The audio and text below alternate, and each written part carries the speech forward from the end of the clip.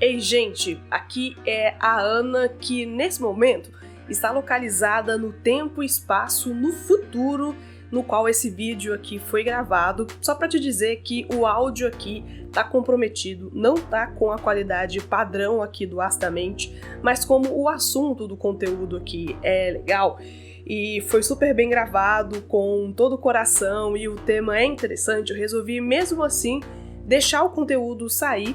Espero que não atrapalhe muito na experiência de vocês, mas é isso. Me comprometo aqui a tentar não deixar mais acontecer, mas bora aqui pro conteúdo. Ei, gente! Sejam todos muito bem-vindos a mais um conteúdo aqui no Astamente. E eu estou aqui trazendo uma pergunta recebida lá no meu Instagram, que cada pessoa que, se você tá aí perdendo tempo, não tá por lá, lá tem conteúdos diferentes que não estão aqui no canal, não estão em nenhum outro lugar que você me encontra. Você pode ir lá se inscrever, você pode me seguir e lá você pode também curtir algumas coisas bem aleatórias que eu posto lá dos bastidores do meu dia a dia que você não encontra por aqui. Bem, a Fernanda, deixa eu me recordar o nome aqui, Fernanda Nunes, um beijo, Fernanda, obrigada pela participação, me encaminhou uma pergunta sobre pacientes ter crise de pânico ou de choro durante o atendimento, se eu já tive experiência sobre isso, se já aconteceu. E aí eu quero falar um pouquinho mais com você aí do outro lado, a respeito disso. Vamos trocar uma ideia, bater um papo sobre isso? Fica comigo nesse conteúdo até o final, porque hoje a gente fala um pouco mais sobre essa questão.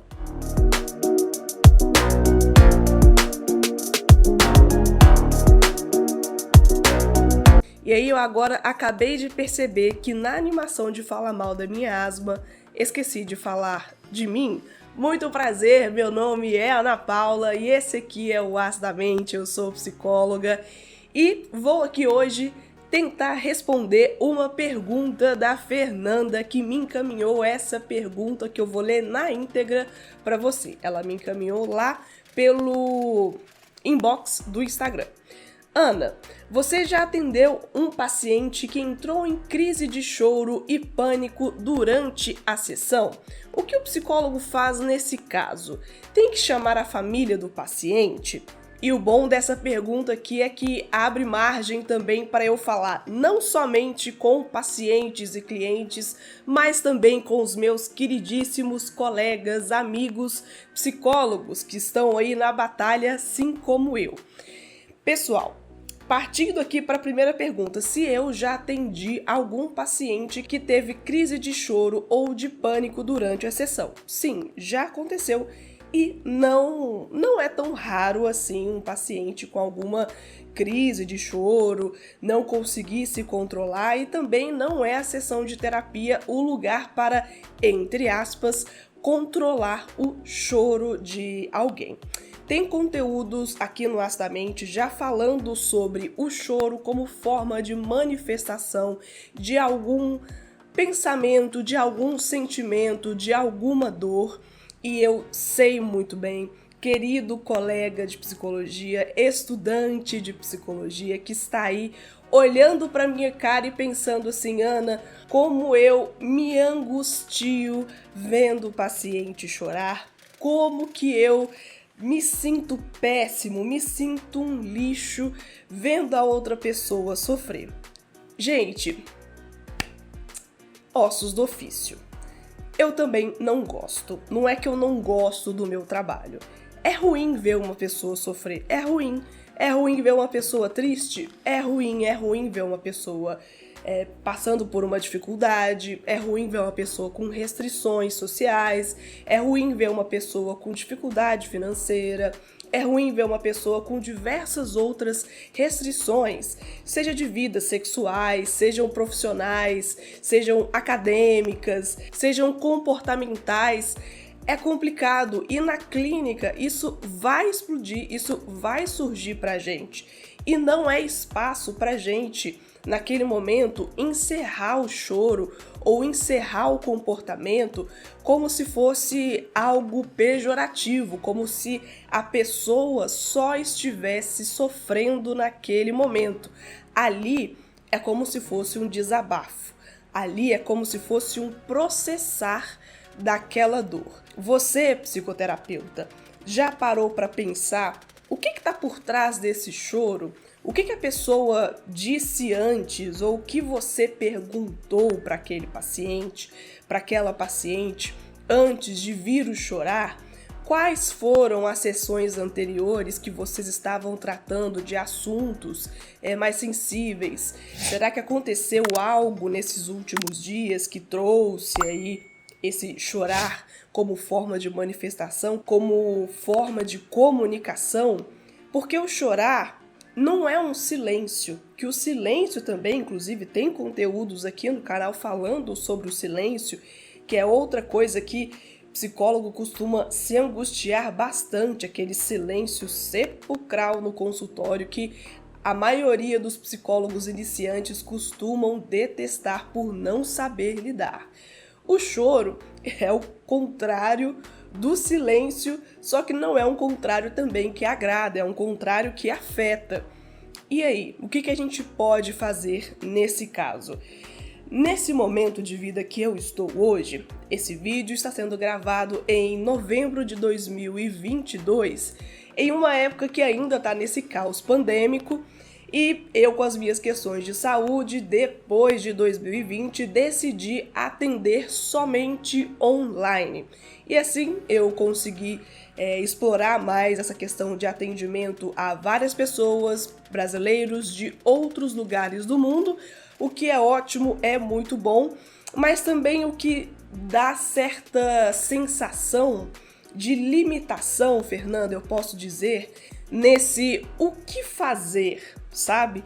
Se fosse num consultório, como já aconteceu comigo, o que naturalmente se espera é um acolhimento do psicólogo. Se for uma situação onde já se tem uma proximidade, onde se tem uma intimidade, no sentido do contato mesmo, pode-se esperar um abraço, pode-se esperar um afago, pode-se esperar um compartilhamento de lenço, por exemplo, perguntar se quer uma água, se tá tudo bem naquele momento, assim, que às vezes a pessoa só precisa de um espaço e às vezes ela não quer absolutamente nada, ela só quer chorar.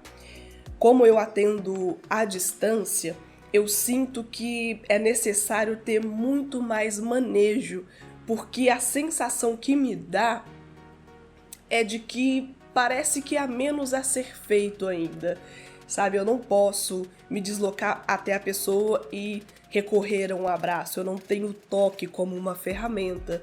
Eu não posso oferecer um lencinho para a pessoa, talvez enxugar as lágrimas. Eu não posso, sabe, perguntar se está tudo bem no sentido de se a pessoa ela está sentindo alguma questão física para além do emocional. E sobre a questão de chamar ou não a família, eu acho que é uma questão também muito do que está acontecendo naquele momento. Essa crise de pânico, nem toda crise de pânico é algo desesperador que precisa de uma intervenção médica. Particularmente, eu nunca atendi uma pessoa em uma crise de pânico num estado tão avançado, tão grave, que ela precisasse de sedação, por exemplo, que ela precisasse de se dirigir a um médico. E se for o caso, obviamente que assim vai ser indicado, a gente chama uma família, um responsável, um amigo, um namorado, namorada, uma pessoa que o próprio paciente indica ali como alguém de confiança para acompanhar. Mas, novamente, como é um atendimento online, normalmente essa questão fica muito por conta do paciente, já é uma coisa que previamente tem que ser trabalhada, né? Quem são os contatos de emergência e o que fazer nesse momento se for um paciente, se for uma paciente que já demonstra esse tipo de histórico, esse tipo de transtorno, sabe? Mas perceba que se for um caso onde naturalmente a pessoa está passando por um momento de desajuste e reajuste, Você pode oferecer o momento, deixar a pessoa se manifestar, estar ali, ouvir a pessoa mesmo no seu silêncio, mesmo no choro, mesmo no afago, mesmo no desespero. Respeitar o tempo da pessoa é muito importante, não tentar atropelar, porque isso é péssimo, dá uma sensação de correria, como se você tivesse ali, sabe, sem tempo para a pessoa. Se ela quiser ficar os 50 minutos da sessão chorando, o espaço é dela. Deixe ficar os 50 minutos da sessão chorando e é você, terapeuta, que tem que lidar com essa angústia. Leva para terapia. Chora depois você em terapia, lide com as suas angústias, as suas ansiedades, segura essa ansiedade no momento do atendimento, porque não lhe cabe seu juiz demandar o tempo somente, é claro, na hora do encerramento, por questões diversas de horários, que a gente já falou aqui no Acidamente em alguns outros momentos, sobre questão de logística, de horário, enfim, coisas mais burocráticas de agenda e atendimento, mas se não for isso, deixe o paciente chorar, deixe-o falar, porque na hora que a pessoa estiver pronta para falar, com certeza ela vai falar com você. E a maturidade também nos seus anos de profissão vai te mostrar o que fazer. E é isso que eu faço na minha atuação. Sempre que há um paciente, um cliente que chega com esse tipo de demanda, principalmente quando já tem essa intimidade, já é um caso de acompanhamento e que a pessoa já chega avisando que os dias foram difíceis e que eu já sei que vai ser uma sessão onde a minha voz não vai precisar ser ouvida, eu só dou uma boa tarde, um bom dia, boa noite. E é isso. A minha presença se faz presente no olhar e na reflexão quando for necessário. Se for uma emergência, eu ajudo a pessoa a se acalmar naquela circunstância, porque muitas vezes a crise de pânico também, uma das principais atitudes a se fazer em primeiro momento é buscar se acalmar para tomar atitudes um pouco mais racionais e, se for necessário, buscar atendimento médico, aí sim busque atendimento médico. Se não for necessário, se já for um caso que a pessoa própria consegue fazer sua condução, se já for um caso não extremo, por exemplo, ou que ela sinta que não há necessidade, aí ela lide com as suas questões com ela mesma, ou com o psiquiatra, se for o caso, por exemplo. Bem, gente, essa é a minha resposta. Fernanda, essa é a minha resposta. Novamente, muito obrigada aqui por ter participado do canal. Um beijo, gente. Espero que tenha feito sentido essa discussão aqui. E até o próximo conteúdo aqui no Acidamente. Se curtiu, deixa o like. Se curtiu demais, se inscreva se não está inscrito. Tchau!